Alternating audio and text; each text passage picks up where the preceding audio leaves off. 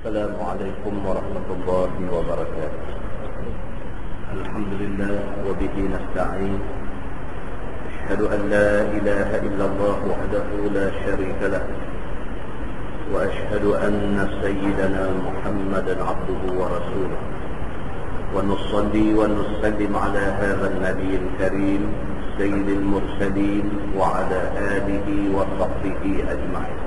أما بعد، أيها المؤمنون اتقوا الله، أوصيكم وإياي بتقوى الله، فقد فاز المتقون. Muslimin dan muslimat, mudah-mudahan dirahmati Allah Subhanahu wa taala. Di dalam sebuah hadis An Sa'id bin Abi Burdah an abihi an jaddihi عن النبي صلى الله عليه وسلم قال: على كل مسلم صدقة. قيل: أرأيت إن لم يجد؟ قال النبي صلى الله عليه وسلم: يعتمل بيديه فينفع نفسه ويتصدق. قال: قيل: أرأيت إن لم يستطع؟ قال النبي صلى الله عليه وسلم: يعين ذا الحاجة الملهوف. قال: قيل له: أرأيت إن لم يستطع؟ قال: يأمر بالمعروف أو الخير. قال: أرأيت إن لم يفعل؟ قال النبي صلى الله عليه وسلم: يمسك عن الشر فإنها صدقة. أو كما قال. hadis sahih riwayat Imam Muslim.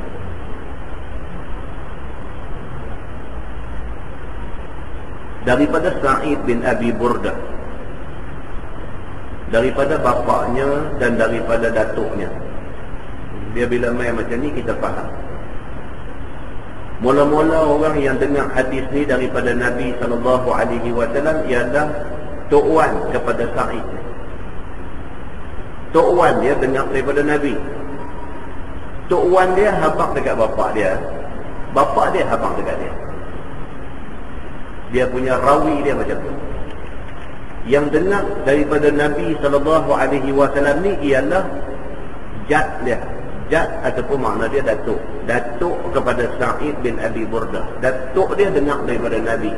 Datuk dia dengar, datuk dia habaq dekat bapak dia, bapak dia habaq dekat dia. Kata dia anin Nabi SAW qal. Tok Wan dia kata Nabi SAW bersabda. Nabi kata ala kulli muslim sadaqah. Nabi kata setiap orang Islam biasakan diri bersedekah. Nabi kata macam tu. Nabi kata ala kulli muslim, ke atas setiap orang Islam itu sadaqah, bagi biasa sedekah. Tak boleh bagi 100, bagi 10 ringgit. Tak boleh bagi 10 ringgit, bagi 1 ringgit. Tak boleh bagi 1 ringgit, bagi sekupang. Mana setiap orang Islam ni biasakan diri dia ni, biasa bagi untuk tolong orang. Qila ara'aita in lam yajid. Bila Nabi kata macam tu, sahabat tanya Nabi. Sahabat kata, kalau sekiranya kita tak mampu, macam mana? So Nabi kata, setiap orang Islam biasakan diri sedekah. Sahabat kata, kalau tak mampu nak buat macam mana? Bukan tak mau sedekah, tapi tak mampu. Kalau tak mampu macam mana? Qala Nabi SAW, Nabi kata, ya'tamilu biyadaihi fayanfa'u nafsah. Nabi kata, maka hendaklah satu orang itu kerja dengan dua tangan dia. Bila dia dapat hasil daripada kerja dia, maka dia ambil manfaat daripada hasil tu, wa yatasaddaq, ada lebih sedekah. Nabi kata tak mau jawab kata tak mampu aja, tak mau. Nabi kata kalau kita rasa kita tak mampu, kerja. Nabi kata bila kerja dapat hasil. Bila dapat hasil, manfaat kita rasa lebih daripada hak kita rasa tu, sedekah. Maknanya Nabi SAW kata belajar juga bagi sedekah ni. Belajar juga. Jangan terus jawab kata saya tak mampu, saya tak ada duit, maka saya tak boleh sedekah. Tak mau. Nabi kata pergi kerja bagi dapat duit. Bila dapat duit, guna manfaat tu untuk diri, untuk keluarga. Kalau ada lebih, sedekah juga. Nabi kata. Sahabat tanya lagi, ara'aita illam yastati'? Sahabat kata, ya Rasulullah, kalau tak mampu, nak kerja tak mampu, nak sedekah tak mampu, Nabi suruh kerja. Dia kata kalau nak kerja pun tak mampu, macam mana? Qala Nabi sallallahu alaihi wasallam, yu'inu dzal hajah al-malhuf. Nabi kata kalau sekiranya tak mampu nak kerja, tak apalah, pergi tolong orang. Nabi kata kalau ada duit sedekah, kalau tak ada duit pergi kerja bagi dapat duit. Bila dapat duit, guna untuk belanja diri dan keluarga. Kalau ada lebih, sedekah juga. Kalau tak mampu juga, Nabi SAW kata yu'inu dzal hajah, pergi tolong orang yang berhajat. Tolong tak payah tolong duit, pergi tolong saja. Qala qila lahu ara'aita in lam yastati'? Sahabat tanya Nabi. Sahabat tanya lagi. Sahabat kata, ya Rasulullah, kalau nak tolong orang pun tak mampu, macam mana? Teruk. Duit tak ada, nak bagi sedekah, Nabi suruh kerja. Nak kerja, tak ada kederat, tak ada tenaga nak pergi kerja. Nabi kata kalau tak ada tenaga nak pergi kerja, pergi tolong orang saja. Dia kata nak tolong pun tak mampu, macam mana? Qala Nabi sallallahu alaihi wasallam, ya'muru bil ma'ruf awil khair. Nabi kata kalau sampai nak tolong orang pun tak mampu, suruh orang buat baik. Tak tolong, cuma suruh aja, cakap pun tak boleh kawal. Nak pergi tolong angkat barang dia, nak tolong tak mampu. Nabi kata tak apalah, kalau dah tak boleh juga, ya'muru bil ma'ruf awil khair. Nabi kata cakap, suruh orang buat baik. Jumpa orang, nasihat dia, suruh dia buat baik. Jumpa orang, nasihat dia, jangan dia buat benda jahat. Dia bercakap dekat orang, suruh orang jadi orang baik. Qala ara'aita illam yaf'al? Sahabat tanya lagi, kalau nak pergi suruh orang buat baik pun tak mampu, ya Rasulullah, macam mana? Nabi kata yumsiku 'anil syarr. Nabi kata kalau dah semua tak boleh, hang jaga diri hang, jangan buat jahat. Fa innaha sadaqah. Nabi kata itu masih lagi diberi pahala macam orang bagi sedekah. Kalau nak pergi cakap dekat orang suruh buat baik pun tak boleh, jaga jangan cakap benda jahat cukup. Sebab manusia ni dia tak larat, dia tak mampu, dia tak terdaya macam mana pun nak cakap tak elok pasal orang dia mampu. Ini yang kata manusia ni. Dia nak bagi duit dekat orang dia tak mampu, dia nak pergi nasihat orang, nak cakap benda baik dia tak mampu. Nabi kata kalau dah tak mampu sangat, satu aja, hang jangan buat jahat, jangan cakap benda tak elok dekat orang. Hak tu pun tak apa dah. Nabi kata fa innaha sadaqah, itu pun Allah Subhanahu wa taala akan bagi pahala seumpama pahala orang yang bersedekah. Muslimin dan muslimat yang dirahmati Allah sekalian, hadis itu hadis sahih riwayat Imam Muslim. Daripada hadis itu dapat kita faham yang pertama sekali apa dia? Nabi nak bagi tahu kata tuntutan bersedekah itu tuntutan yang cukup kuat dalam agama. Sedekah tak mesti bagi banyak, bagi sikit pun tak apa. Pasal apa? Pasal sikit pun tetap diberi ganjaran oleh Allah Subhanahu wa taala. Nak bagi duit tak mampu, tolong orang. Nak tolong orang tak mampu, nasihat orang, suruh buat baik. Nak nasihat orang pun tak mampu, jaga jangan buat benda jahat. Maknanya kalau kita tak boleh buat baik, kita tak buat jahat pun sudah kira memadai. Di dalam sebuah hadis lain, riwayat daripada Abi Hurairah radhiyallahu anhu, kata dia, qala Rasulullah sallallahu alaihi wasallam, ma min yawmin yusbihu al-ibadu fihi illa malakani yanzilan fayaqulu ahaduhuma Allahumma a'ti munfiqan khalafa wa yaqulu al-akhar Allahumma a'ti mumsikan talafa atau kama qala. Hadis sahih riwayat Imam Muslim.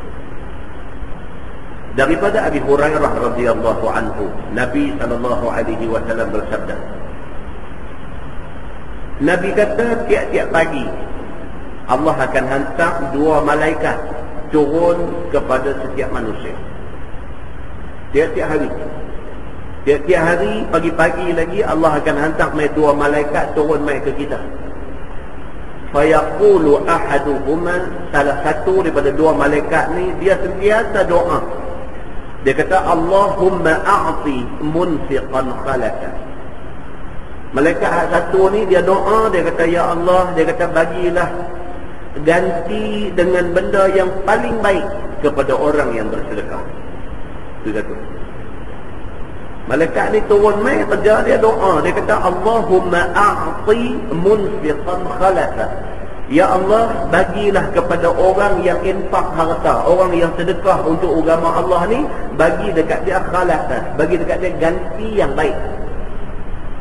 Dia bagi sekupang, ganti dekat dia pahala berganda-ganda. Dia bagi sekupang, ganti balik dekat dia dengan rezeki mungkin 10,000. Allah boleh buat kalau Allah nak buat. Allah boleh buat kalau sekiranya Allah nak buat. Kita bagi RM10 dekat orang, entah macam mana cerita, satu pintu rezeki Allah buka, dia main balik 1,000 kat kita. Ada saja jalan yang tak disangka-sangka Tuhan boleh buka dan kita boleh dapat. Ini satu benda yang manusia kena percaya. Kata Tuhan boleh bagi kalau dia nak bagi. Maka Nabi SAW kata tiap-tiap pagi Allah hantar mai 2 malaikat turun mai. Satu malaikat dia doa macam ni. Dia kata Allahumma a'ti munfiqan khalafa. Ya Allah, bagilah dekat mana-mana orang yang sedekah duit dia ni, bagi dekat dia khalafa, ganti yang baik dekat dia. Allah tak ganti kat kita dalam bentuk duit pun tak apa tuan-tuan. Allah ganti dekat kita sihat tubuh badan pun cukup. Kita bagi dekat orang RM10, Allah tak ganti kat kita 1,000 pun tak apa. Tapi kita bagi RM10, Allah bagi balik dekat kita sihat sampai hari kita mati. Sihat tu lebih bernilai daripada RM100,000. Nak tahu berapa nilai sihat? Kita tanya orang sakit. Nak tahu berapa nilai sihat ni, sihat yang Tuhan bagi ni, sihat ni berapa nilai dia? Kita tanya orang sakit. Orang sakit saja yang tahu menilai reti sihat. Sebab orang yang Allah Subhanahu Wa Taala bagi sihat, dia tak rasa sihat tu satu benda yang berharga. Dia tak rasa. Tapi bila Allah bagi sakit dekat dia, dia rasa sihat ni cukup berharga. Maka orang yang bagi sedekah, kalau dia bagi sekupang, dia bagi RM1, dia bagi RM10, dia bagi RM100, dia bagi RM1,000, dia bagi tu kalau Allah tak ganti balik dekat dia dengan mata wang, dengan nilai duit pun tak apa. Tapi kalau Allah ganti balik dekat dia dengan sihat pun, alhamdulillah. Tuan-tuan, kita bagi RM10 dekat orang yang terima RM10 tu hati dia terdetik. Dia kata, ya Allah, murahkanlah rezeki hamba Allah ni. Ya Allah, anugerahlah sihat kepada hamba Allah ni. Makbul doa dia, kita dapat. Nabi SAW kata, wa yaqulul akhar. Malaikat hak satu lagi pula baca doa. 2 malaikat Allah hantar mai tiap-tiap pagi. Hak satu minta doa, orang yang sedekah ni bagi ganti yang baik dekat dia. Hak satu lagi pula malaikat doa, Allahumma a'ti mumsikan talafa. Malaikat hak satu lagi pula duk doa dekat Allah. Dia kata, ya Allah, bagilah kemusnahan kepada orang yang kedekut duk tahan harta. 2 malaikat yang turun ni, satu minta kepada Allah supaya Allah bagi dekat kita ganjaran baik kalau kita bersedekah. Hak satu lagi minta kepada Allah, Allahumma a'ti mumsikan. Allahumma a'ti mumsikan talafa. Ya Allah, bagilah kemusnahan kepada kawan yang mumsik, yang duk tahan harta dia, genggam tak kira, kata sekupang pun tak boleh nak tolong orang, bagi musnah kepada dia. Allah boleh musnahkan kita dengan dia kerut rezeki kita tak ada, dan Allah boleh musnahkan kita dengan bagi sakit yang tak ada ubat, boleh nak berubat kita. Allah boleh bagi kemusnahan dalam 1001 jalan yang dikehendaki Allah Subhanahu wa taala.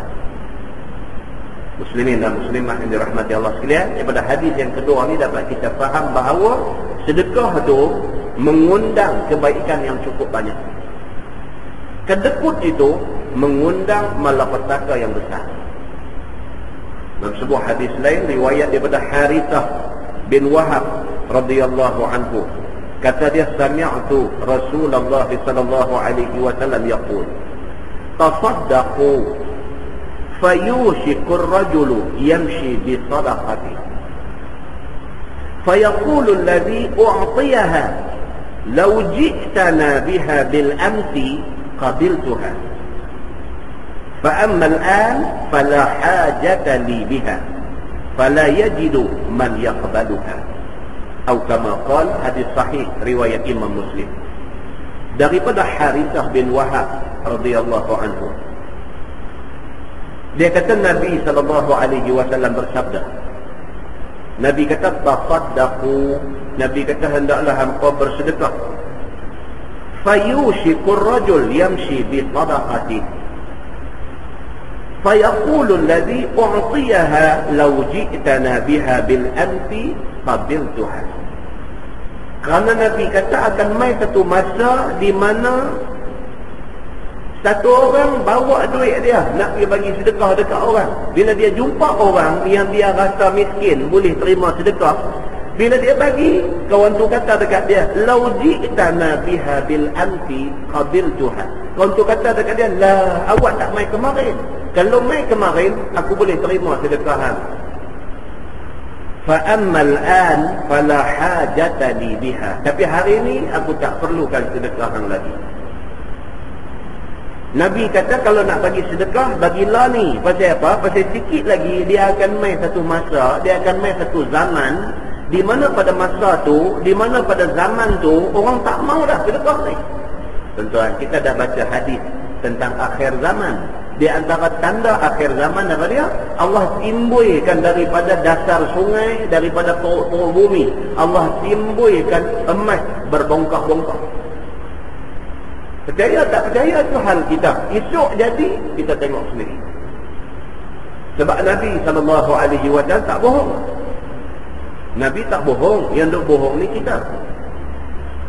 Nabi kita, Nabi Muhammad SAW, yang esok ni 12 Rabiul Awal, hari kita memperingati kelahiran dia ni, Nabi kita Nabi Muhammad SAW ni dia tak pernah cakap bohong. Sebenarnya Nabi apa yang dia kata tu, wa ma yantiqu 'anil hawa in huwa illa wahyun yuha. Apa yang Nabi kata tu wahyu Tuhan bagi ke dia. Maka Nabi Muhammad SAW, di antara benda yang Nabi kata apa dia? Nabi kata menjelang akhir zaman Allah akan timbulkan bongkah-bongkah emas ketui daripada dasar-dasar sungai dan daripada perut-perut bumi. Bila mai masa tu, orang semua jadi kaya. Masa tu, bila kita tengok apa yang Nabi kata jadi, kita tahu kata kiamat dah dekat. Masa tu kita duk usung duit kita nak pergi bagi ke orang, orang akan kata macam Nabi kata ni. Dia kata, lau ji'tana biha bil amsi laqabiltuha. Kalau kemarin hang mai nak tolong aku kemarin susah. Kemarin aku susah, aku perlukan pertolongan. Kalau kemarin hang mai bagi, qabiltuha, aku terima. Tapi hari ini aku nak buat apa? Belakang rumah aku pun berlambak mai duk timbul.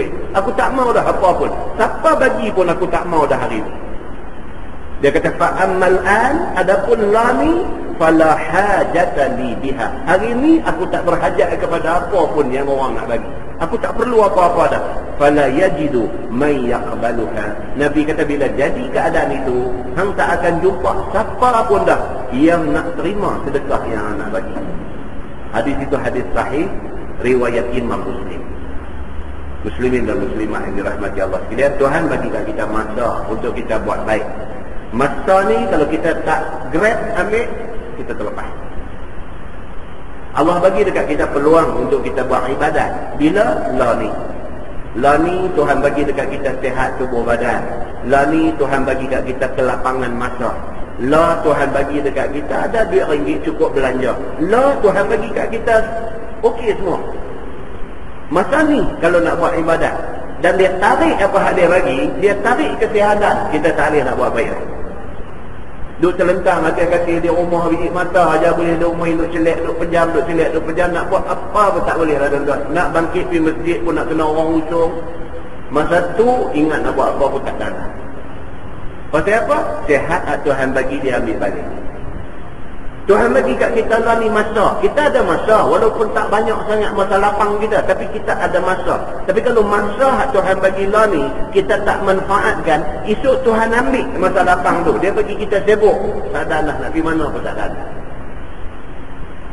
Tuhan bagi kat kita doa ada lah ni kira cukup. Nak kata kaya raya dah. Nak kata miskin melarat sampai nak pergi minta sedekah dah.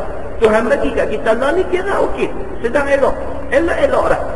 Manfaatkan apa yang Tuhan bagi ini dengan menunjukkan syukur kita kepada Allah Subhanahu wa taala, buat apa yang Tuhan suruh buat. Mudah-mudahan mukadimah itu memberi manfaat kepada kita semua insya-Allah. Kita menggunakan Bahrul Mazi jilid 18. Bahrul Mazi jilid 18. Muka surat 209. Muka surat 209. Bab ma jaa fi iftiraq hadhihi al-ummah.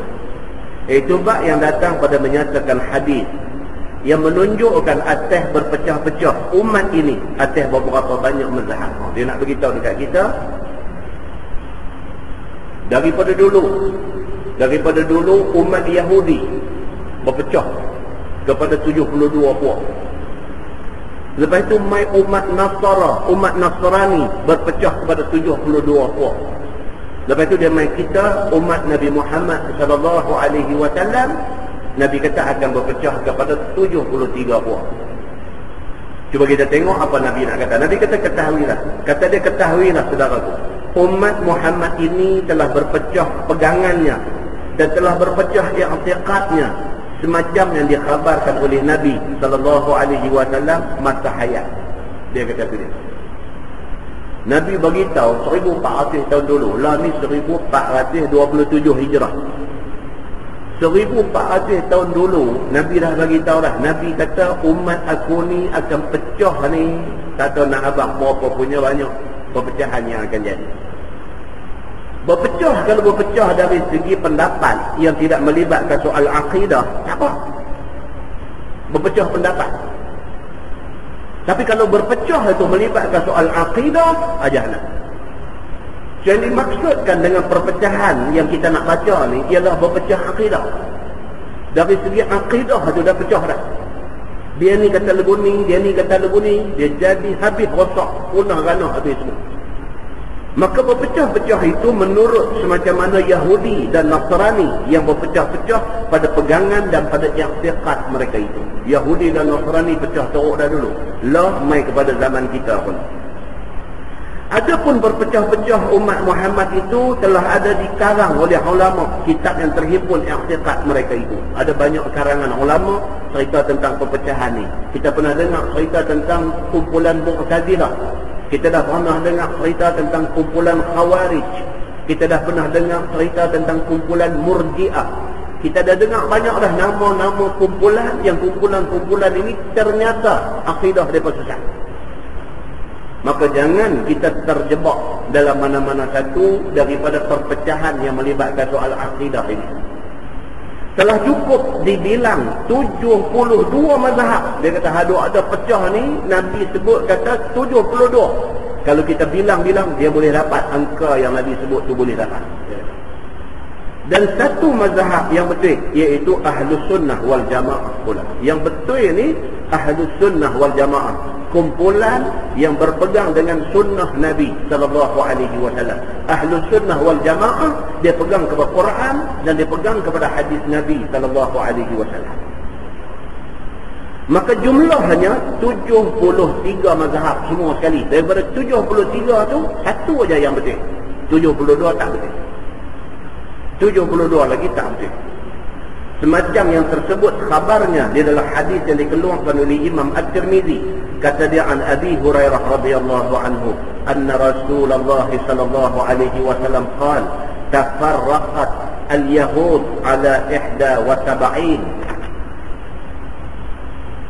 aw 72 firqah, wan nasara mithlu dhalik, wa taftariqu ummati ala 73 firqah. Itu hadis Nabi. Diriwayatkan daripada seorang sahabat Nabi sallallahu alaihi wasallam, nama dia Abu Hurairah radhiyallahu anhu, bahwasanya Nabi sallallahu alaihi wasallam bersabda, telah berpecah Yahudi pada pegangan dan pada i'tiqadnya atas 71 ataupun 72 puak. Nabi bagi tahu kata Yahudi dulu pecah 71 atau 72 puak, berpecah riuh rendah. Dan telah berpecah belah oleh orang-orang Nasrani. Seperti itu juga, Nasrani pun pecah 71 atau 72 puak, yakni 72 puak, dan berpecah umatku atas 73 puak dan 73 mazhab. Nabi kata umat aku, umat Nabi Muhammad sallallahu alaihi wasallam pecah 73, lebih teruk daripada pecah Yahudi dan pecah Nasrani. Allah cakaplah kata, Allah pun tengok macam-macam pesen duk dalam ni. Hak jenis semayang pakai niat punya pun ada satu geng. Hak jenis semayang ni 3 waktu saja pun ada satu geng. 3 waktu saja ada semayang. Subuh, asar dengan Isya ya. 3 waktu ada semayang. Ada hak pakai semayang sekali aja seumur hidup pun ada. Ada satu tempat tu, dia ada satu puak duduk di situ. Puak ni, puak jenis semayang sekali aja seumur hidup. Dia kata pasal apa? Pasal dalam Quran Allah suruh semayang sekali aja. Allah tak suruh semayang sampai 5 kali sehari, dan tak suruh semayang tiap-tiap hari. Dia kata. Lepas tu anak mereka pergi mengaji di sekolah. Bila pergi mengaji di sekolah, ustaz di sekolah ni duk abang kata semayang 5 waktu. Bila anak-anak lawan dengan ustaz ni, bila lawan dengan ustaz ni duk pederai lawan, dia balik abang kat pak main di sekolah cari cikgu ni, bawa golok mai cari ustaz di sekolah ni, main nak lawan, kata semayang ni sekali aja semua hidup. Tu dia, lebih macam tu tuan-tuan. Pak ni main daripada rumah ni bawa golok main di sekolah ni cari ustaz ni. Mana dia ustaz yang kata kena semayang sehari 5 kali, yang kata nak kena semayang tiap-tiap hari di mana? Panggil main. Pak dia berhujah dengan ustaz ni. Pak dia kata semayang ni sekali aja buat semua hidup. Pasal apa? Dia kata pasal Allah sebut aqimis salat wa aqimus salat. Dia kata, dan hendaklah kamu dirikan semayang sekali aja. Tak ada pun ayat Quran abang kita suruh semayang sampai tiap-tiap hari. Mana? Dia kata ustaz ni mana dia? Tunjuk main mana dia ayat dalam Quran Tuhan suruh semayang 5 kali sehari, tiap-tiap hari nak kena semayang. Mana dia? Tunjuk main. Ustaz ni pun baru keluar universiti ketar dia lah. Dia kata tu saya tak tahu baca, dia nak takut. Tuan-tuan, sesat berani pula. Pasal apa? Pasal dia meyakini atas kesesatan dia. Dia yakin atas sesat dia tu. Maknanya dia berpendirian mengatakan orang yang semayang sehari 5 waktu, yang semayang tiap-tiap hari ini orang tak betul. Maknanya dia berkeyakinan kata semua orang hak di Mekah, termasuk imam Masjid Mekah Madinah tu semua tak betul. Dia betul. Tak ada perabot tuan-tuan. Dia betul. Demikian yang dikatakan contoh sesat yang disebut oleh Nabi sallallahu alaihi wasallam dalam hadis yang kita ada baca. Banyak lagi, banyak macam lagi tu ada. Hak tu satu contoh yang dibawa mai kepada kita. Dan berpecah umatku, Nabi kata atas 73 puak dan mazhab. Semua itu sudah zahir dan sudah tersiar di dalam alam ini, yakni semacam mana yang diceritakan oleh Nabi sallallahu alaihi wasallam itu. Dia kata hari ini terang-terang boleh tengok hak sesat ni ada banyak. Hak sesat ni ada banyak. Dan kata At-Tirmizi, bermula ini hadis hasan lagi sahih. Dan pada bab ini ada riwayat daripada Sa'ad bin Abdullah dan Umar dan Auf bin Malik radhiyallahu anhu. Banyak hadis yang meriwayatkan benda yang sama. Masalah orang Islam menurut apa perbuatan orang kafir itu sesungguhnya nampak di mata kepala kita. Ini pula dia nak cerita dunia menjelang akhir zaman, yang kata orang Islam ni, dia nak jadi kaki tiru. Dia nak tiru apa yang orang kafir buat. Dia nak tiru. Apa orang kafir buat, dia nak buat. Kerana dia beranggapan hak orang kafir buat itu tanda kemajuan, maka dia nak ikut, dia nak maju sama. Benda ni pun Nabi sebut dah 1400 tahun dulu. Tuan-tuan bayangkan.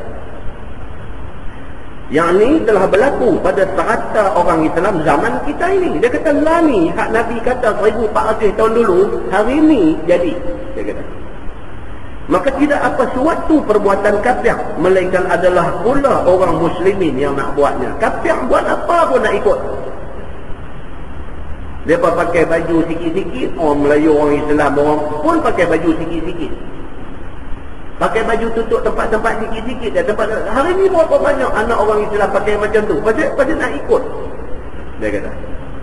Sekalian yang diikut dan ditiru itu semuanya ataupun kebanyakannya maksiat,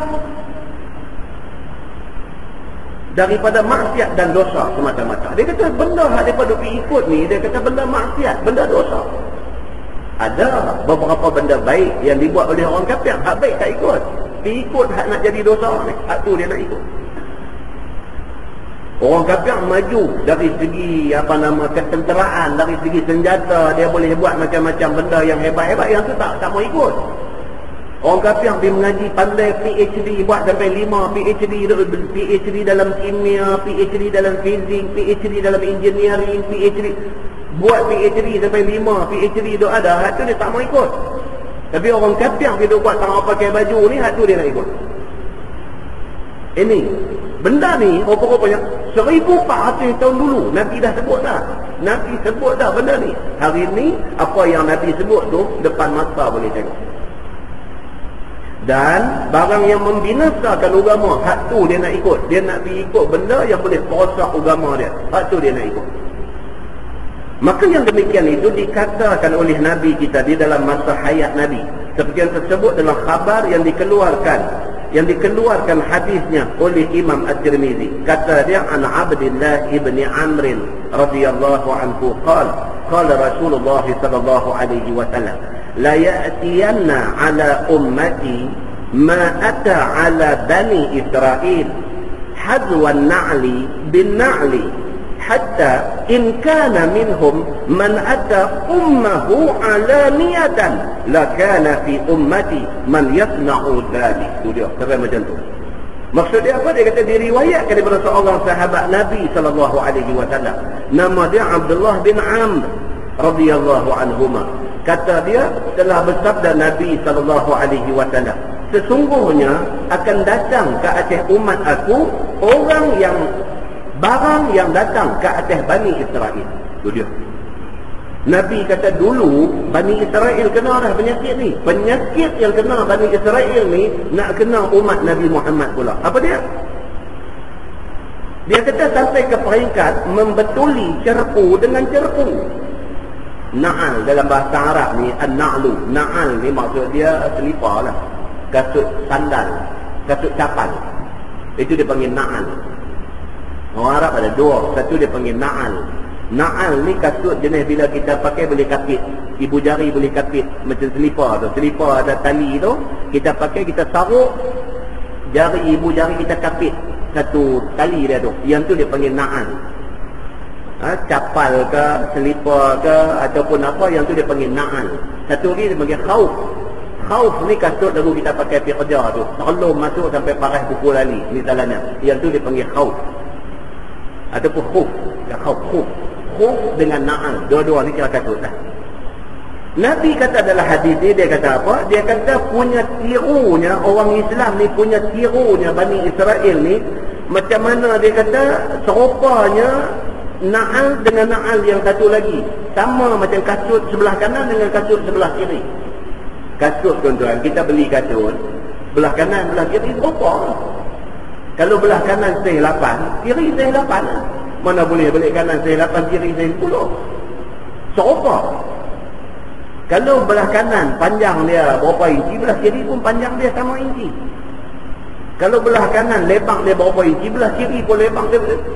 Kasut yang kita pakai pasang ni kasut balik kanan dengan kasut balik kiri serupa. Dari segi saiz-nya sama, dari segi color dia sama, dari segi panjang pendek dia sama, dari segi tebal nipis dia sama, dari segi bentuk kasut pun sama. Mana ada orang pakai kasut belik kanan leguleng, kasut belik kiri leguleng. Kalau lagu tu makna kasut orang pula, bukan kasut dia duduk. Nabi nak habaq apa? Nak habaq kata orang Islam ni, esok ni dia akan tiru orang kafir ni, dia akan tiru sepipik macam mana orang kafir buat, macam tu dia nak buat. Macam mana kasut belah kanan serupa dengan kasut belah kiri. Serupa dia nanti nak tiru. Nabi buat contoh macam tu. Sehingga jika ada daripada mereka itu, yakni daripada kafir Bani Israel itu, orang yang jimak ibunya terang-terang, nescaya ada di kalangan umat aku orang yang akan buat macam tu. Nabi kata tu dia. Sampai kalau orang kafir, anak sanggup pergi jimak mak dia, esok dalam masyarakat orang Islam akan ada yang dibuat macam tu. Ada.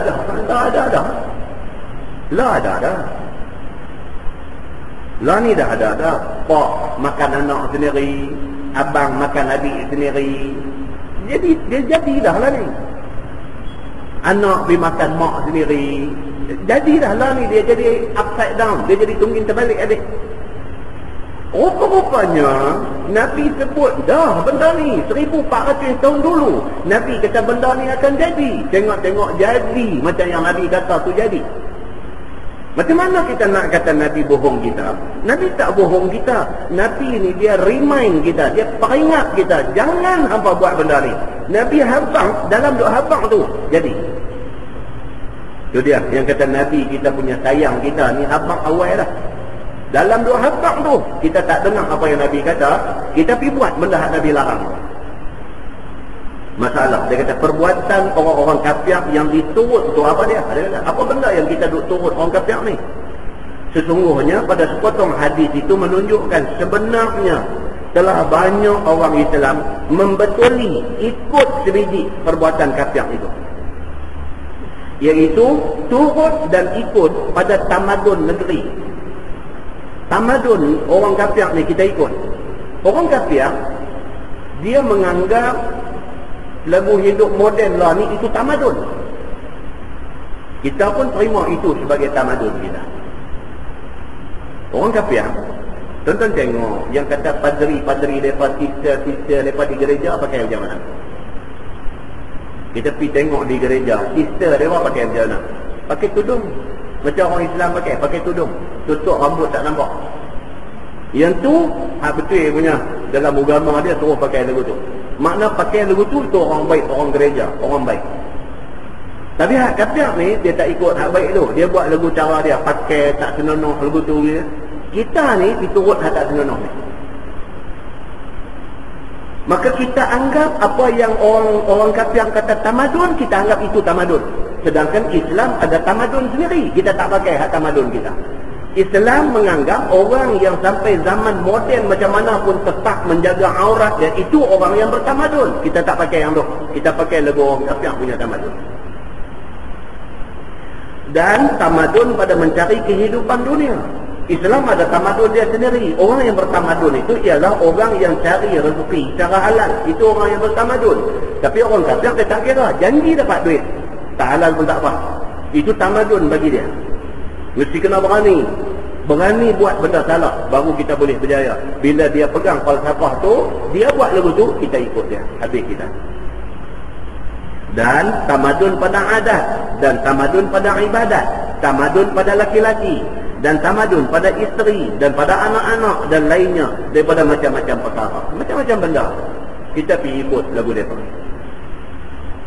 Mereka anggap kebebasan itu satu hak kepada setiap manusia. Kalau sekiranya pak paksa anak suruh semayang di kalangan mereka, pada mereka itu salah. Sebab anak juga manusia. Mereka kata maka oleh kerana anak ni dia manusia, maka dia ada hak. Dia ada human right. Dia ada hak kemanusiaan dia. Jadi kalau anak tu nak bangkit pukul 8, nak bangkit pukul 9, tak mau semayang subuh, itu hak anak. Kita tak boleh kacau hak dia. Orang putih dia kata lagu tu. Kita hari ni pun serupa juga. Anak dah umur 20, 25 tak bangkit semayang subuh, Kita kata biar dia bukan tak boleh fikir. Kita seolah-olah memberikan hak itu kepada dia. Padahal itu bukan hak di sisi agama. Agama mesti kena semayang. Hak Allah lebih utama daripada hak manusia nak tidur. Tapi kita sudah salah. Kita tu ingat macam mana orang kafir ingat. Macam tu kita ingat. Kita sudah salah. Dia kata maka boleh dikatakan bertentang amat-amat pada semua perkara. Jadi bercanggahlah dengan Islam. Pasal kita duk berpegang pada nilai-nilai mereka. Bukan kita pegang pada nilai kita. Sedangkan kita ada nilai kita sendiri. Sebagaimana yang disabdakan Nabi, membetuli cerpu dengan cerpu. Macam Nabi kata, kasut kanan dengan kasut sebelah kiri itu sama sebiji. Saiz sama, bentuk sama, panjang, pendek sama, tembal, nipis sama. Maka macam itulah kita ni sebiji ikut macam mana yang orang kafir jadikan jalan hidupnya. Yang ni kasut yang satu pasang itu serupa pada besarnya, pada panjangnya, pada lebarnya, pada rupanya, pada warnanya dan pada potongannya dan lainnya. Macam kita kata tadi, dia kata kasut ni belah kiri dengan kasut belah kanan serupa, dia kata. Maka perbuatan orang Islam, umat Nabi Muhammad SAW lah ni pun demikian juga, serupa dengan perbuatan kafir pada segenap perkara. Macam itulah contoh bandingannya. Dan nampak hadis ni, Nabi tu dia buat perumpamaan dekat kita tak nak kata begitu. Kita habis jangan kita tambah pengantin macam pinang belah dua. Maksudnya pinang balik kanan dengan pinang balik kiri, kita belah tu amboi sama-sama elok. Kita cakap tu aja. Nabi dah dia kata apa? Macam kasut sebasar. Kasut balik kanan dengan kasut balik kiri sama. Dia kata sama cantik, sama padat. Macam tu. Maka menurut orang Islam akan kafir pada negeri itu, iaitu ni dia kata contoh yang kata orang Islam ikut orang kafir dari segi memerintah negeri. Contoh dia kata apa? Iaitu pada aturannya dan hukumnya dan undang-undangnya dan hal ahwalnya. Ikut. Islam ada Quran, ada hadis. Itulah sumber rujukan kita dalam nak menggubal undang-undang. Tapi tak, kita dah dapat kuasa memerintah negeri, kita pakai undang-undang orang putih lagi sampai lah ni. Itu bukti paling terang. Islam turun mai Quran 30 juzuk, terang-terang bagi tahu as-sariqu was-sariqatu faqta'u aydiyahuma. Pencuri laki-laki, pencuri perempuan, kalau sekiranya sabit kesalahan mereka mencuri, faqta'u aydiyahuma, potong tangan. Terang-terang undang-undang curi, Quran bagi tahu kita hari ini mencuri boleh dalam jil 1 bulan. Jil sebulan bagi orang yang mencuri, itu bukan undang-undang Allah, itu undang-undang manusia. Manusia pula, manusia kafir. Hak tu, hak dia ambil buat pakai. Ni dia kata. Maka seperti di negeri kafir itu ada cukup isti'dad akan kekuatan watan. Sedangkan dia kata di negeri orang kafir, mereka cukup isti'dad, mereka cukup persediaan untuk negara mereka. Contohnya seperti ada benteng yang kukuh. Mereka ada sistem pertahanan mereka. Mereka ada kota. Kalau dulu lah. Dulu buat kota keliling. Buat kapal keliling. Ada kapal api. Bukan kopi tak kapal api. Yang tu minum tentang. Kan? Dia kata orang-orang kafir, mereka dari segi pertahanan, dari segi ketenteraan, dari segi militeri. Oh, mereka jangan buat pasal. Mereka ada dengan kapal perang, dengan apa semua. Mereka hebat. Mereka hebat. Kita hari ni boleh tumpang tui bangga dengan Iran aja. Tuan-tuan tengok Sarawak Rehat kemarin. Rehat kemarin, Iran depa buat apa nama show, depa buat satu pertunjukan kekuatan tentera dia. Oh, dia dengan submarine, dengan kapal selam, dengan jet pejuang dia. Dengan kemarin dia seorang 2 muka surat cerita tentang kehebatan Iran. Kita duk marah Iran ni Syiah duk marah ke Syiah pula jadi itu. Quran suruh buat, mereka buat. Kita aduk kemas dengan tunah dulu, tak ada apa pun. Dan tengok apa yang ada dekat dia. Dia buat peluru berpandu yang paling sophisticated, yang paling terkini, paling canggih. Peluru berpandu dia panggil peluru berpandu berganda, dia panggil. Hak Amerika ada tu peluru berpandu tu, pi meletup sudah gitu. Hak dia biar double letupan boleh jadi. Dia test peluru berpandu dia baru ni, dan dia bagi tahu pula dunia semua dengar pengumuman dia. Dia kata peluru berpandu dia baru reka ni, kalau dia tembak daripada Tehran, daripada Iran, mampu untuk sampai lebih jauh daripada negeri Israel. Lebih jauh tu maksudnya Amerika lah. Dia kata kalau dia tembak Israel tu memang sampai sangat-sangat lah. Dia kata jauh pada tu boleh happy. Jauh pada tu Washington DC lah. Washington DC lah. Dia beritahu kata dia ada senjata nuklear. Memang dia ada semua. Dia tunjuk, dia buat show tunjuk kereta kebal dia dengan tank dia, dengan submarine dia, dengan jet pejuang dia. Semua ada kat dia. Sengap je, sengap sunyi. Tengok pemimpin dia pakai jubah, pakai serban, nampak lagu tahu mengaji Quran saja. Tengok-tengok dalam negeri dia, tu dia punya ada. Mereka cukup marah kat dia lah ni, tapi tak boleh buat apa. Pasal apa? Takut juga, pasal dia ada semua benda tu. Takut juga, jadi dia tembak main sebiji kat kita sekali. Menang jadi arang, kalah jadi abu. Nampak tuan-tuan? Tapi takut tu lah. Iran sajalah yang ada macam tu. Negeri lain tak ada. Negeri lain ni dia duk melecah ni, dia duk kata ni. Orang kafir cukup persediaan dia. Seperti ada benteng yang kukuh, ada kapal api, ada kapal perang, ada kapal terbang, ada kapal selam. Dia kata ada kereta api, ada meriam, ada senapang, ada kubu untuk merangkak dan ada sekalian bagi senjata. Maka semuanya itu tidak menurut orang Islam. Tapi hak tu orang Islam tak ikut. Negeri kafir ada tu semua benda hak dia sebut tu ada semua dekat mereka. Hak tu orang Islam tak ikut. Dalam dunia ni yang ada macam tu semua pun negeri kafir belaka. Amerika, Rusia, Jepun, Korea, semua pun bukan negeri pemerintah saja, bukan orang Islam. Bukan negeri yang diperintah oleh orang Islam. Yang ada benda-benda hebat-hebat ni. Negara yang diperintah oleh orang Islam, tak ada apa. Tak ada apa. Ada apa helikopter tu jatuh mata. Tak kuatnya kita ni sampai macam tu. Tak kuat ni pasal apa? Pasal kita tak maju. Pasal kita tak maju. Sedangkan maju ni, kemajuan dalam apa bidang pun disuruh oleh agama. Agama suruh orang Islam jadi orang kaya. Agama suruh orang Islam jadi orang pandai. Agama suruh orang Islam jadi orang yang pandai mereka cipta benda-benda yang macam-macam ni. Wa a'iddu lahum mastata'tum min quwwah wa min ribatil khail turhibuna bihi aduwallahi wa aduwakum wa akharina min dunihi. Allah kata hendaklah semua orang Islam siap sedia. Mastata'tum min quwwah, sedaya upaya kamu daripada kekuatan apa juga. Orang Islam kena siap sedia, kuat ekonomi, kuat persenjataan, kuat dari segi ketenteraan, kuat dari spiritual, kuat dari segi akidah. Orang Islam kena siap sedia, kuat semua-semua.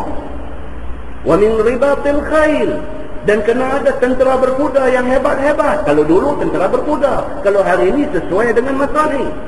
Tujuan dia apa? Tuhan kata tujuan dia turhibuna bihi aduwallahi wa aduwakum wa akharina min dunihi.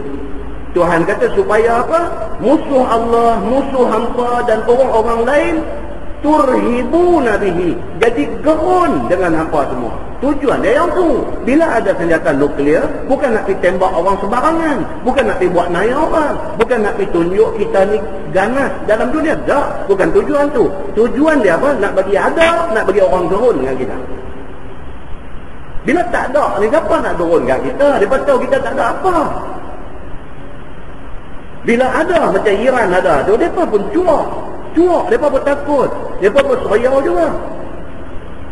Ini agama suruh. Hak kita baca tadi, wa a'iddu lahum mastata'tum min quwwah wa min ribatil khayl, itu ayat Quran.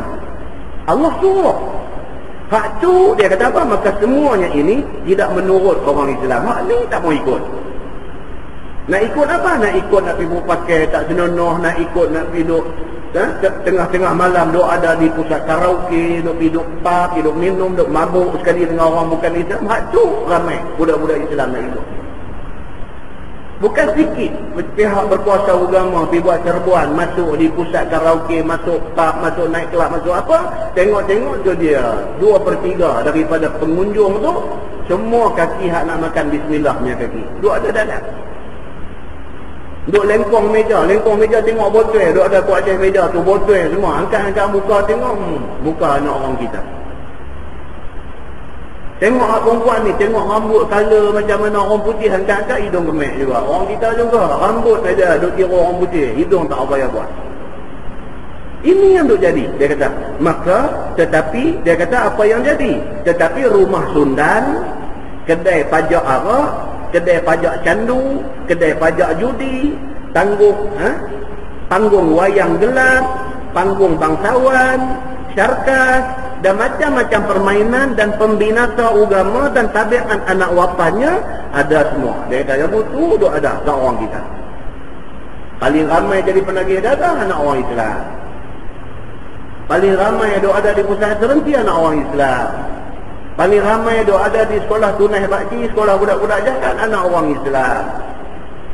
Paling ramai ada dalam penjara pun orang Islam. Hak ni ramai. Dia kata pasal apa? Tak tahu pasal apa. Nabi dah pesan berkali-kali, tapi ini juga jadi.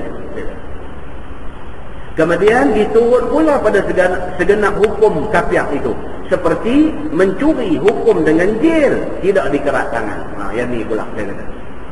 Ayat Quran terang-terang kata faqta'u aydiyahuma, potong tangan, tak mau ikut, kita pergi ganti dengan jil. Tak mau ikut, nak bantah juga apa yang Tuhan kata. Bantah juga. Dan berzina tidak dengan kebenaran pemerintah, dapat jil juga. Dia kata kalau berzina dengan tidak kebenaran pemerintah, maksudnya apa? Ada tempat yang pemerintah benarkan. Kalau nak berzina masuk situ kira ada lesen punya, tak apa.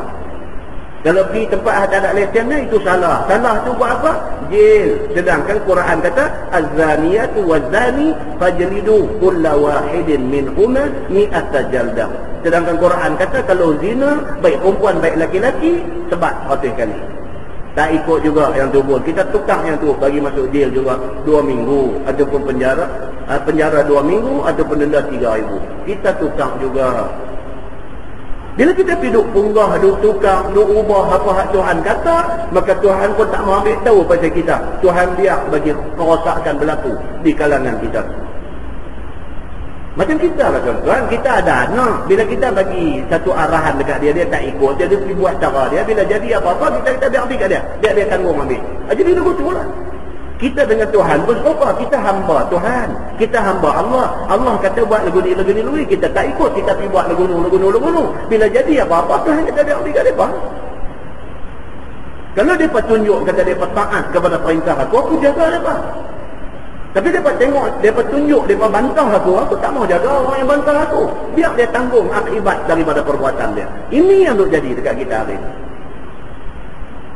Ini bukan soal nak buat tak mau buat. Ini soal kita mengundang kemurkaan Allah Subhanahu wa ta'ala.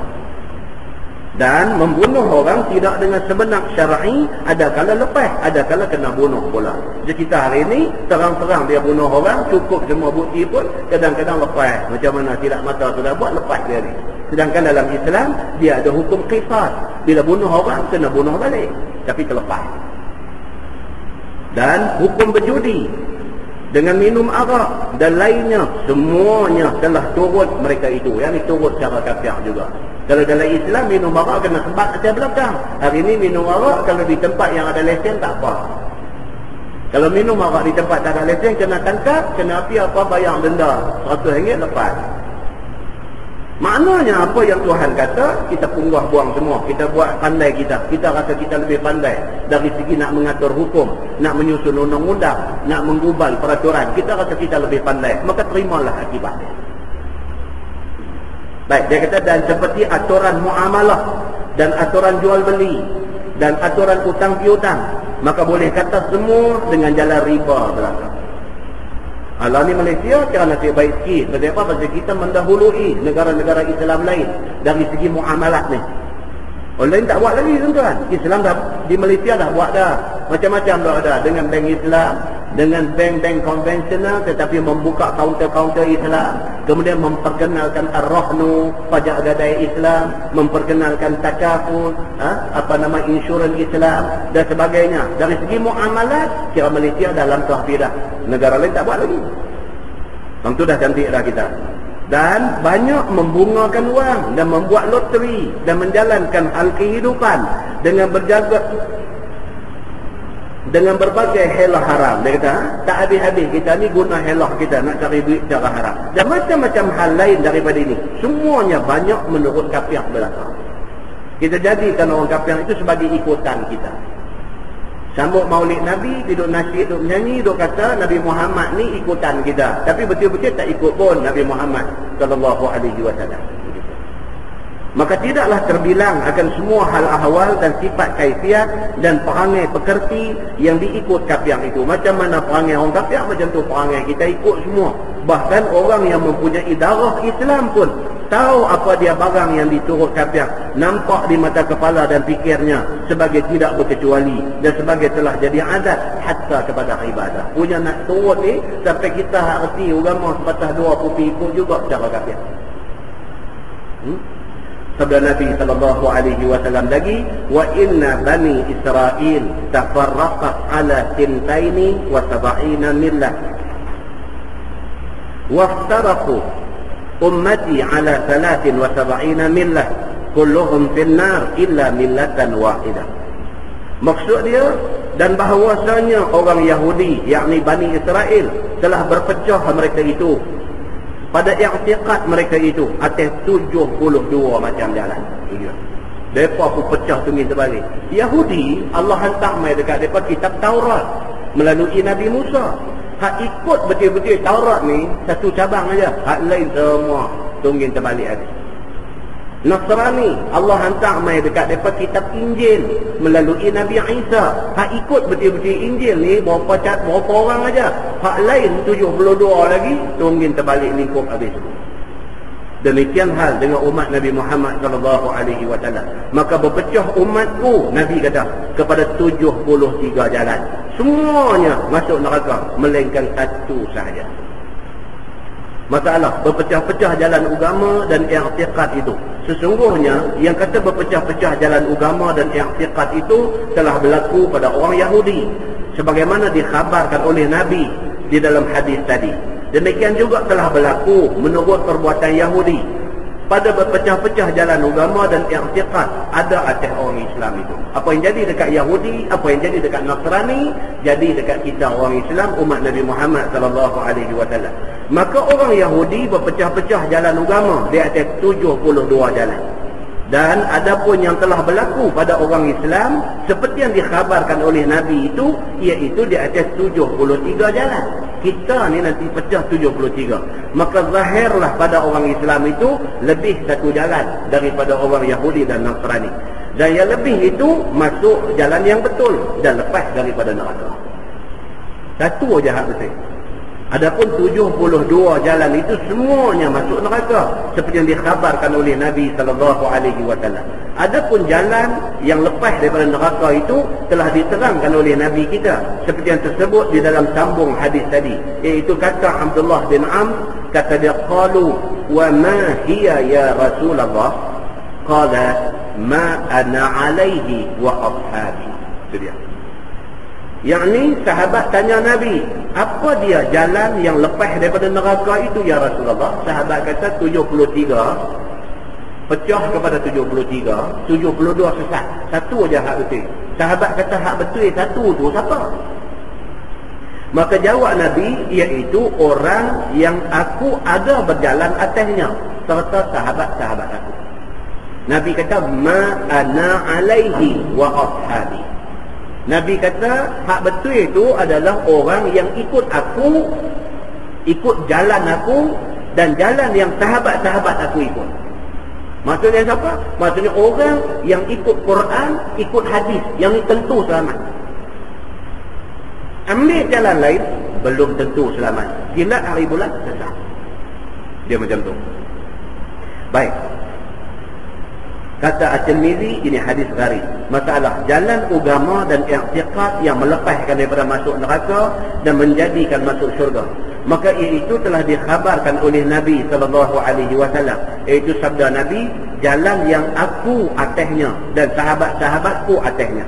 Maka ialah menurut sebagaimana dalam Quran dan sebagaimana dalam hadis Nabi dan menurut segala amal orang-orang yang dapat petunjuk. Itu jalan yang betul.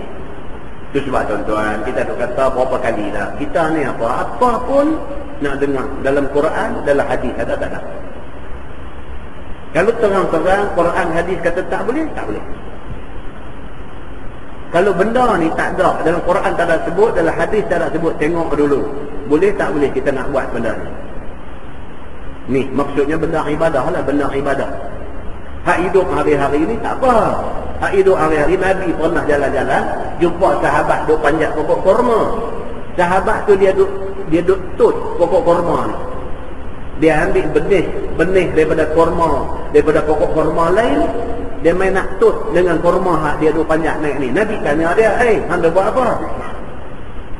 Sahabat ni kata dekat Nabi, dia kata, ya Rasulullah, aku duk tut ni, benih ni dengan benih ni. Sebab benih ni benih baik, pokok ni korang baik. Aku nak tut, nak bagi jadi buah yang keluar ni buah baik.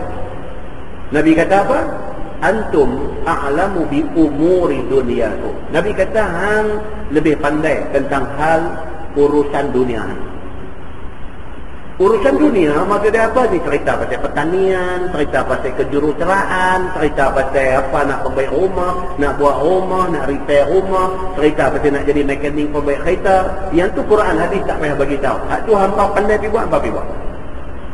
Tapi benda yang melibatkan soal agama, nak semayang, nak puasa, nak zakat, nak haji, nak memerintah negeri, nak pakai undang-undang, nak apa, yang ni, ini agama punya hal. Hak ni Quran dah tunjuk, hadis dah tunjuk, kena ikut yang ni. Kena faham yang tu. Kena faham yang tu. Benda hak agama ni. Kalau dalam Islam kata semayang ni ada berapa jenis, hak Islam sebut tu aja kita boleh buat. Tak boleh duduk reka semayang lain, tak boleh. Duduk pandai-pandai reka pula semayang yang Quran tak ada sebut, dalam hadis Nabi. Baca kitab hadis Bukhari, Muslim, Tirmizi, Abu Daud, Ibnu Majah, An-Nasai, baca semua tak ada cerita pun pasal semayang tu. Kita pergi reka buat semayang tu. Kita pergi duduk reka buat puasa. Dalam Quran tak ada sebut puasa tu, dalam hadis Nabi tak ada sebut puasa tu, kita pergi buat puasa tu. Tak boleh. Satu orang telefon saya, dia kata, ustaz boleh tak boleh? Ustaz macam mana saya nak periksa, dia nak periksa esok tu saya puasa. Boleh tak boleh? Kita tanya dia lalu, tak puasa tu puasa apa? Kita tanya dia. Yang kata esok anak nak periksa, esok dia nak puasa tu, hari anak periksa tu dia nak puasa. Kita tanya dia, puasa tu puasa apa? Dia lah sajalah puasa nak bagi anak boleh jawab periksa. Oh tak ada. Tak ada, Nabi tak pernah ajar puasa buat anak nak periksa ni, tak ada. Yang ada ni puasa nazar. Kalau kita kata anak kita dapat 10A, kita nak puasa 3 hari. Yang tu puasa nazar. Yang tu adalah ni itu anak nak periksa kita nak puasa apa? Saya kata kalau puasa tu puasa qada, itu adalah disebutkan. Kalau puasa tu kebetulan jatuh hari Isnin, hari Khamis, itu puasa sunat di Isnin Khamis. Ataupun puasa tu jatuh puasa 3 hari tengah bulan yang Nabi suruh, yang tu tak apalah ada disebut oleh Nabi. Kalau puasa tu puasa Tasu'a, puasa Ashura, puasa 9, puasa 10 Muharram, yang tu tak apalah Nabi ada bagi tahu. Kalau puasa tu puasa Yaumul Arafah, puasa hari Arafah, yang tu tak apa Nabi bagi tahu. Kalau puasa yang ada disebut dalam hadis itu okey, itu ibadah. Nabi tak sebut saja hidup reka. Ni pada beli reka baru ni nak puasa. Apa ni? Takut tak ni puasa, boleh lapar, boleh dahaga, boleh dosa. Pula satu lagi. Pasal apa? Pasal hidup reka ibadah. Ibadah tak boleh reka. Jadi kita kata jaga baik-baik. Jadi kalau pergi Mekah buat haji dia suruh tawaf kiri kan Kaabah 7 kali. Kita pula pergi buat haji, kita dah tawaf 7 kali. Dia ingat kata saja aku nak buat tawaf ni bagi 10 kali. Tak boleh. Nabi kata 7, ikut macam yang Nabi kata tu yang betul. Duduk tambah bagi jadi 10 walaupun lebih, tapi tak disuruh oleh agama, tak diajak macam tu. Kita tak boleh nak mereka syariat baru, tak boleh. Nabi kata 7 lah. Kecuali dia dah buat 7 dah, dia was-was 6 ke 7, 6 tu dia kena tambah satu lagi. Dia kena kira hak korang. Kalau 6 ke 7 tu kira 6, tambah satu lagi. Tak boleh daripada awal dia ingat orang buat 7 aku nak buat 10, aku nak lebih pada orang. Tak boleh. Ini yang dikatakan disiplin dalam agama. Dia tak boleh. Kita tak boleh buat memandai-mandai dalam benda agama ni, tak boleh. Tuan-tuan, kita baca hadis di mana baru ni? Di Padang Temusu, Sungai Petani ke apa ke, yang cerita Sayyidina Umar Al-Khattab duduk dalam rumah ni. Abu Musa, satu sahabat mai rumah Abu Musa. Satu sahabat nama Abu Musa mai rumah Sayyidina Umar. Sampai dia bagi salam. Assalamualaikum ya Amirul Mukminin. Sayyidina Umar masa tu khalifah. Assalamualaikum ya Amirul Mukminin. Umar tak jawab. Tak jawab beras, dia jawab pelan-pelan. Waalaikumsalam. Dia tak keluar. Pasal Sayyidina Umar ada kerja banyak nak kena buat. Syekh ni mai lagi masuk sembang kerja tak boleh buat. Jadi Sayyidina Umar tak keluar. Dia tunggu lagi, tunggu Ustaz, tak ada respon apa, dia bagi salam lagi. Yang kata Abu Musa ni, dia kata Assalamualaikum ya Amirul Mukminin. Assalamualaikum a'adkhul. Assalamualaikum a'adkhul. Bolehkah saya masuk? Saya mak jawab salam, tapi jawab pelan-pelan. Waalaikumsalam. Pelan-pelan. Pasal apa? Kalau tak lagi jahanam aku. Dia ni kalau masuk mau nak sembang sampai malam. Ada juga orang yang tak ada kerja ni, dia nak menyembang. Yang kawan ada kerja ni terganggu lah dengan sembang benda tak ada faedah ni, dia banyak kerja nak buat. Abu Musa bagi salam lagi sekali. Assalamualaikum a'adkhul. Assalamualaikum, bolehkah saya masuk? Umar jawab pelan juga. Waalaikumsalam. Tapi tak keluar. 3 kali dia bagi salam, dia pun balik. Bila dia balik, Sayyidina Umar panggil bawa, panggil tukang jaga pintu dia. Dia kata mana Nabi dah sihat dia bagi salam ni. Dia kata dia balik. Sayyidina Umar kata pergi panggil dia. Rasa macam mana aku suruh panggil balik. Dia panggil Abu Musa mai. Abu Musa mai, Umar tanya dia. Pasal apa hang balik pasal apa? Dan dia kata sunnah. Dia kata ini sunnah Nabi. Hadhihi sunnah. Ini sunnah, dia kata. Nabi pesan dah kalau pergi rumah orang bagi salam 3 kali, tak ada. Balik. Umar dengar macam tu, Umar tanya dia. Umar kata, betul ke benda ni sunnah? Umar kata, aku kawan baik Nabi. Aku lagi rapat dengan Nabi. Tapi aku tak pernah tahu. Pula kata pergi rumah orang bagi salam 3 kali. Kalau tak jawab suruh balik ni, aku tak pernah dengar pun. Macam mana hang pula? Betul ke benda ni sunnah? Dia ni kata sunnah, betul. Umar kata apa kat dia? Umar kata dekat dia, aku bagi amaran dekat hang. Dia kata, Umar ni, yang kata Umar Al-Khattab ni. Bukan Haji Umar kita, tak? Umar Al-Khattab. Dia kata dekat Abu Musa ni, dia kata, aku benda macam ni aku tak boleh. Dia kata, tolong bawa mai dalil. Kata Nabi kata macam ni sunnah ni. Di rumah orang 3 kali bagi salam tak keluar balik ni, hang kata sunnah, tolong bagi dalil. Dia kata, ataupun kalau hang gagal bagi dalil, hang bawa mai saksi. Dia kata, kalau dalil tak boleh bagi, saksi tak boleh bawa mai depan aku akan sebat belakang hang. Pasal hang bohong atas nama Nabi. Dia kata, tuan, ini bukan benda main. Itu soal pergi ketuk pintu rumah orang bagi salam. Dia kecil punya hal saja. Sayyidina Umar nak sebat pasal bohong. Ini pula benda besar-besar ni, benda ibadah. Kita kata Nabi buat, padahal Nabi tak buat. Macam mana ni kita bohong atas nama Nabi? Muslimin dan muslimat yang dirahmati Allah, tak boleh. Benda ni tak boleh buat main-main. Ikut macam mana Quran kata, macam mana hadis kata. Dalam soal ibadah, dia tak boleh nak memandai lebih daripada yang Tuhan bagi tahu, tak boleh nak memandai lebih daripada yang Nabi bagi tahu. Maka Nabi kata apa? Nabi kata hak selamat ni ma ana alaihi wa ashabi. Jalan yang selamat itu adalah jalan yang aku duduk atas jalan tu dan sahabat-sahabat aku duduk atas jalan tu. Itu jalan selamat. Maksudnya apa? Jalan Quran dan jalan sunnah Nabi sallallahu alaihi wasallam. Clear tuan-tuan, benda ni cukup clear. Baik, kemudian dia kata berpegang dengan jalan Nabi dan jalan sahabat Nabi yang disuruh oleh syarak itu, dan dapat kepada jalan yang betul serta beramal kita sebagai wasiat Nabi sallallahu alaihi wasallam, iaitu sabda Nabi. Nabi kata, usikum bitaqwallah wa sam'a wa ta'ah. Wa in ta'muru 'alaikum 'abdun habasyiyun wa man ya'ish minkum fasayara ikhtilafan katsiran. Fa'alaikum bisunnati wa sunnatil khulafa'ir rasyidin al-mahdiyyin. 'addu 'alaiha bin nawajiz wa iyyakum wa muhdatsatil umur fa inna kulla bid'atin dhalalah. Maksud dia Nabi kata, aku pesan kepada kamu supaya takut kepada Allah. Itu nombor 1. Nabi kata, tolonglah takut dekat Tuhan.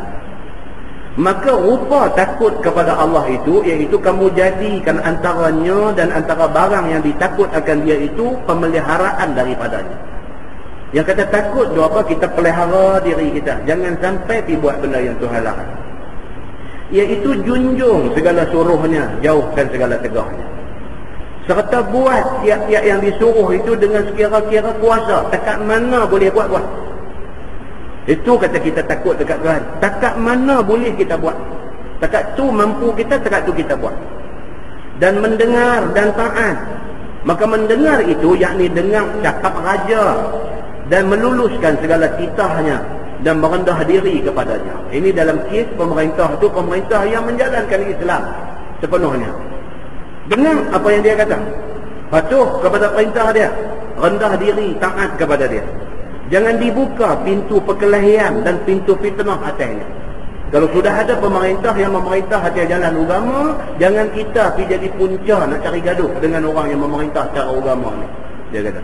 Dan makna taat pula ialah turut perintah raja yang adil, yang mengurus hal rakyatnya dan menurut segala jalannya. Tu dah dapat pemerintah yang ikut agama, kena taat sepenuh-penuh dekat dia.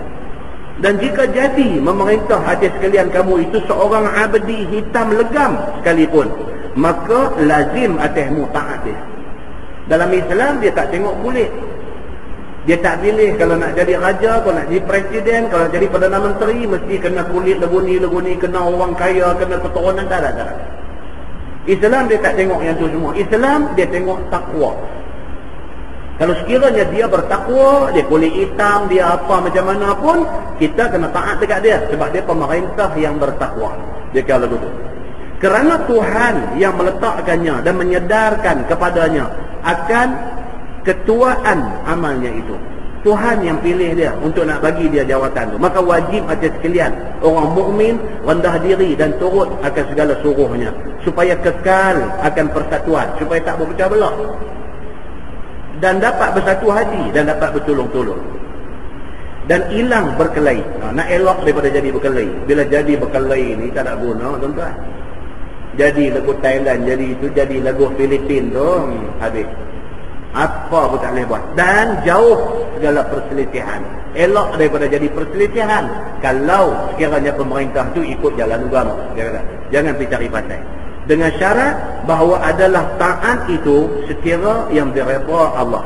Maka tiada taat bagi makhluk yang maksiat kepada Allah. Dia ada syarat dia. Syarat dia apa? Pemerintah mestilah taat kepada Allah. Kita taat pada dia. Nabi kata la ta'ata li makhluqin fi ma'siyatil khaliq. Tak boleh taat kepada makhluk yang maksiat kepada Allah. Begitu. Baik, sabda Nabi lagi bahawasanya siapa panjang umur. Ni hadis tadi ni. Nabi kata apa? Wa man ya'ish minkum, dan barang siapa yang panjang umur daripada sekalian kamu, wahai sahabat-sahabatku, kelak akan melihat akan perselisihan agama yang banyak. Nabi habang dah. Nabi kata siapa panjang umur, abang nanti boleh tengok hal agama ni pun nanti jadi berkelahi. Hal agama ni nanti boleh jadi berkelahi. Dia ni kata lagu ni, dia ni kata lagu ni, berkelahi. Nabi kata boleh jadi benda ni. Maka apabila melihat sekalian kamu akan yang demikian itu, maka hendaklah jangan berlekang kamu daripada jalanku dan jalan khalifah-khalifah yang dapat petunjuk mereka itu, lagi yang menunjuk akan mereka itu oleh Allah Subhanahu wa taala. Maka disemat mereka itu akan hukum-hukumnya di dalam kitab dan ditetapkan mereka itu akan kaul-kaulnya. Bila jadi macam tu, Nabi kata apa? Fa'alaikum bisunnati wa sunnatil khulafa'ir rasyidin al-mahdiyyin.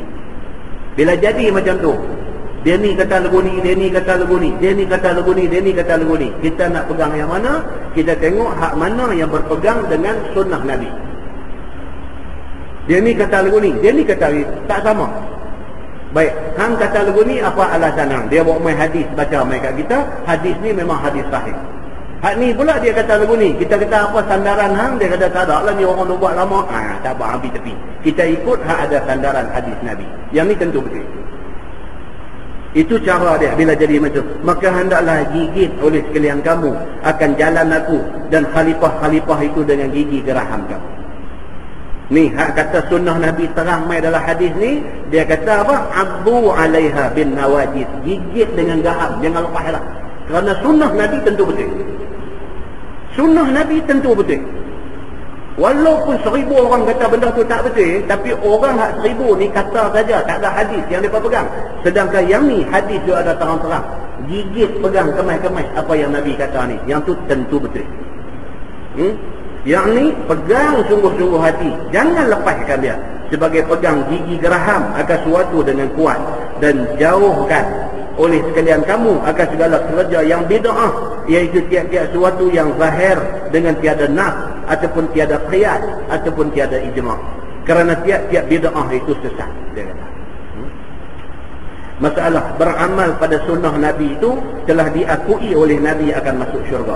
Siapa yang pegang sunnah Nabi, syurga. Itu Nabi janji. Itu Nabi janji. Sebagaimana datang khabar dalam hadis, kata dia an Abi Sa'id Al-Khudri radhiyallahu anhu qala Rasulullah sallallahu alaihi wasallam, man akala tayyiban wa amila fi sunnah wa amina an-nasu bawa'iqahu dakhala al-jannah. قالوا يا رسول الله إن هذا في أمتك اليوم كثير إن هذا في أمتك اليوم كثير قال سيكون في قوم بعدي. Diriwayatkan oleh seorang sahabat Nabi sallallahu alaihi wasallam, nama dia Abu Sa'id Al-Khudri radhiyallahu anhu. Sabda Nabi sallallahu alaihi wasallam, siapa makan makanan halal, Nabi kata, man akala tayyiba, siapa makan makanan yang halal yang baik-baik. Nak makan, jaga betul-betul, pastikan ini halal, ini benda baik, benda yang kita pasti, baru kita makan, dia kata. Dan beramal dia pada sunnah Nabi. Sunnah Nabi dia cukup jaga. Yang ni bersungguh-sungguh ia menurut akan Nabi SAW pada perkataannya dan pada perbuatannya. Dia ni cinta sungguh dekat Nabi. Ada satu sahabat dia main jumpa kemarin ni. Kemarin pagi tadi dia jumpa, pagi tadi telefon nak jumpa, dia main jumpa. Jadi dia kata, Ustaz ada tak satu himpunan hadis-hadis Nabi yang menceritakan tentang Nabi, dia kata. Maksudnya macam mana kata? Taklah, dia kata ada tak hadis-hadis yang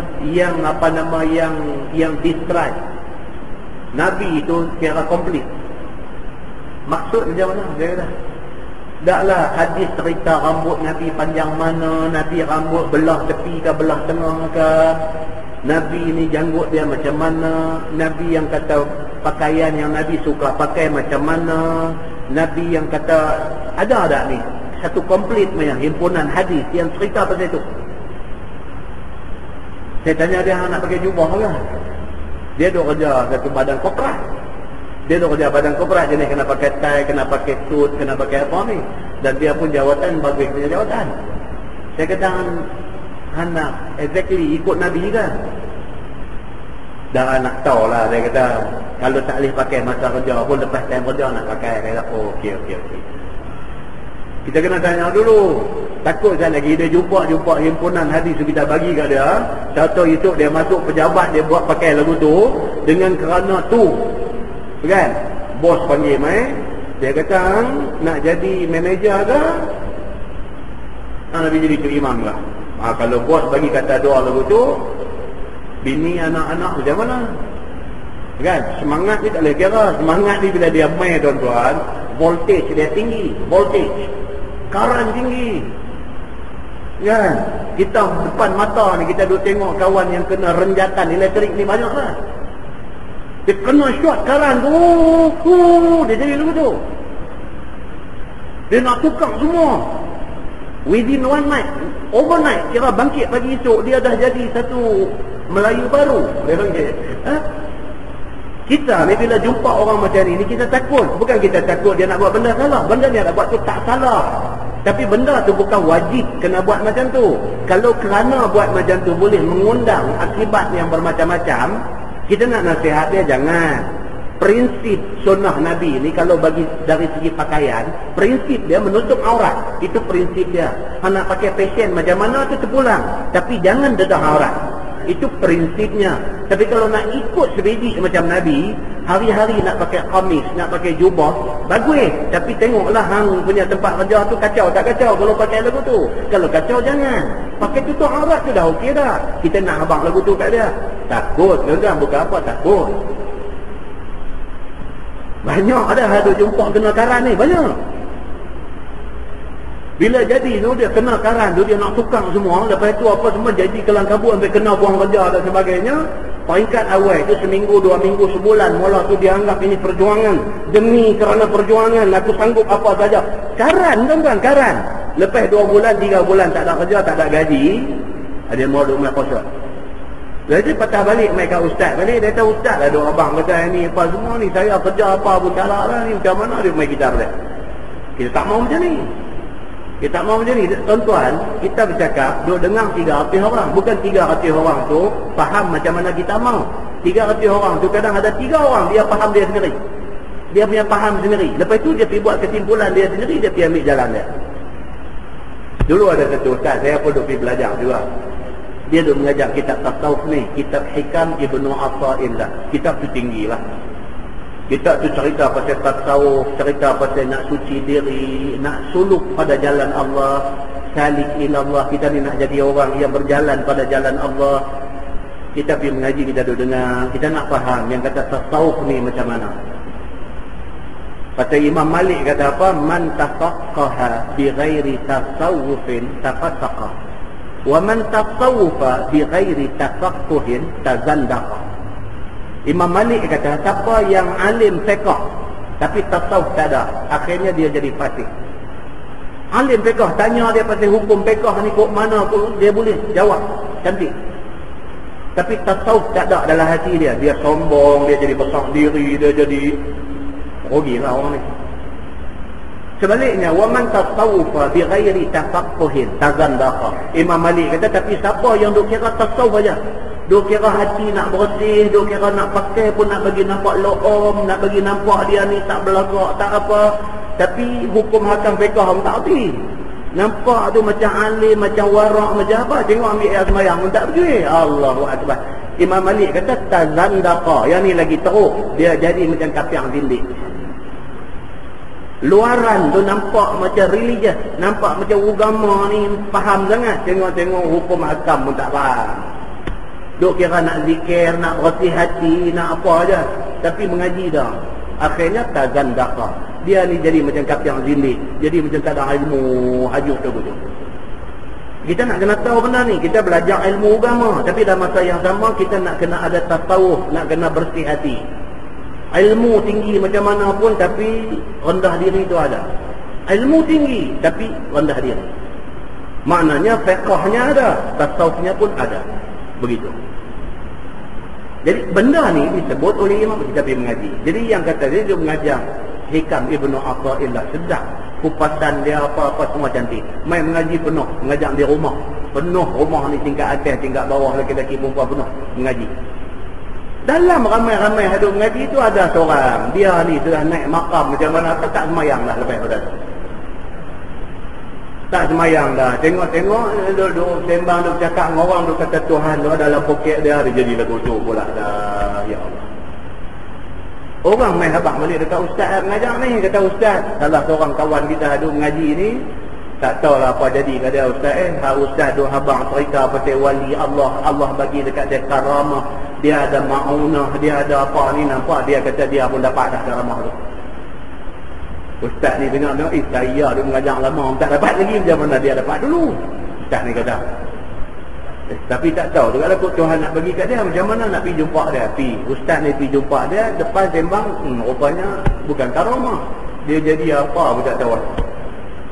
Tak semayang tak apa dah, dia kata pasal apa, pasal dia ni dah, orang kata wahdatul wujud, dia ni dah kira dengan Tuhan ni dah jadi sebati lah pula dah. Ni hak kata 73 puak, 72 terbabas satu je selamat ni, dia pergi masuk 72. Apa pun tak mau dah, dia kata dia ni kira dia asyik di dalam, dia karam di dalam keasyikan dengan Allah. Aduh, dia tu bercakap benda di awang-awangan ni. Ni lah ni dia fana. Dia kata tu bahasa-bahasa tasawuf tu. Fana, karam, apa semua ni. Dia duk main bahasa tu. Dia kata lah ni dia dah karam dah.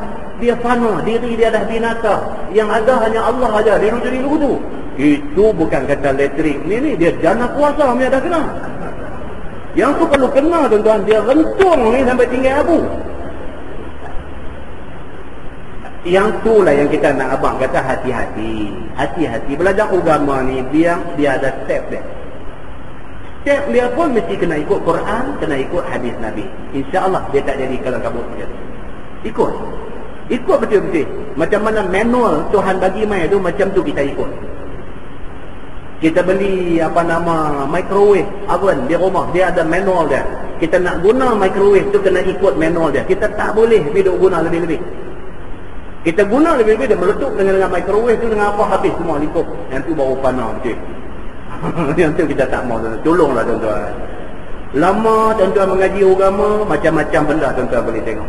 Jadi kita kongsi, bagi tahu supaya kita ambil benda tu reserve dalam hati kita. Jangan kita pergi jadi rosak macam tu. Salah jalan, duk sangka betul, rupa-rupanya sudah salah jalan. Nah, muslimin dan muslimat yang dirahmati Allah sekalian. Jadi dia kata apa di sini? Dia kata orang yang makan benda yang halal, kemudian dia beramal dengan sunnah Nabi, yakni sungguh-sungguh turut perkataan perbuatan Nabi, yang semuanya itu dia kata ada di dalam kitab fiqh. Dengan seorang itu hendaklah belajar dan membaca dan mutalaah ataupun mendengar daripada ulama yang beramal, dan sejahtera manusia daripada penyakitnya dan kezalimannya. Bukan setakat dia ni baik makan benda elok ikut sunnah Nabi aja, dia tak buat zalim pada siapa-siapa pun. Dia tak buat zalim dekat siapa-siapa pun, nescaya masuk dia akan syurga. Tu dia nak boleh masuk syurga. Bila dengar sahabat sabda Nabi yang demikian, lalu berkata mereka itu, ya Rasulullah, bahawasanya ada banyak pada umatku pada hari ini. Sahabat kata, ya Rasulullah, aduh jadi lagu tu banyaklah ni. Yakni pada masa hayat Nabi ada banyak sahabat yang beramal seperti mana sabda Nabi tadi. Zaman Nabi sahabat ni cukup cantik. Macam mana Nabi, macam itulah mereka buat. Maka sabda Nabi, lagi akan jadi pada kaum yang kemudian daripada aku, yakni orang yang akan datang kemudian daripada masa ini. Nabi kata ke depan itu akan ada lagi orang-orang yang bagus macam ni. Wallahu a'lam. Kita tidak. Dia ada lagi tu, daripada Ibni Abbas, Nabi bersabda, man tamassaka bi sunnati 'inda fasadi ummati falahu ajru mi'ati syahid. Yang tu. Dia kata siapa yang berpegang dengan sunnah Nabi ketika umat semua rosak, dia dapat pahala 100 syahid. Kita tengok apa cerita dalam hadis. Wallah.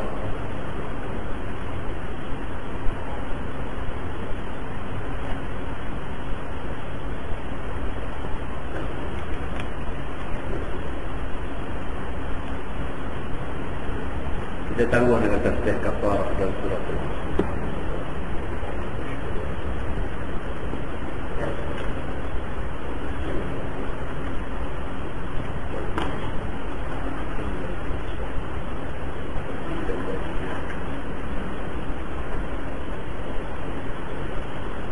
اللهم صل على محمد في الأولين والآخرين.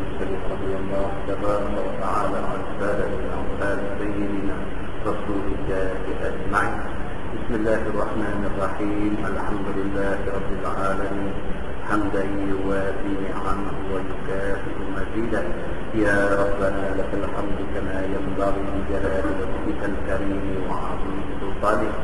رضينا بالله ربا وبالإسلام دينا وبمحمد نبيا ورسولا. اللهم افتح علينا فتوح العارفين وارزقنا فهم النبيين بجاه خاتم المرسلين. اللهم فقهنا في الدين وعلمنا التأويل واهدنا صراطك المستقيم.